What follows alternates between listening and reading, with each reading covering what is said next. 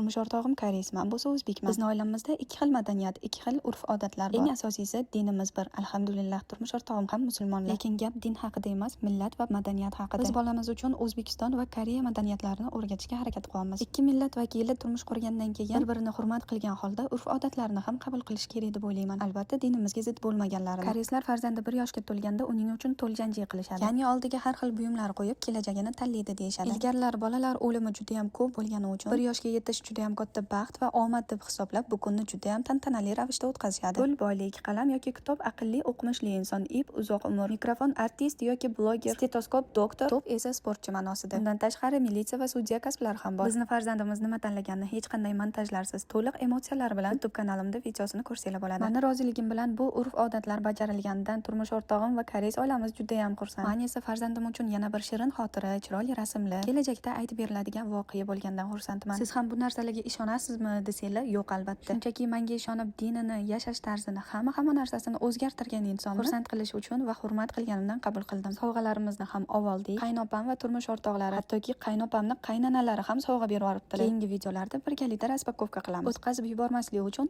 like va podpiska bosib qo'yishni unutmang.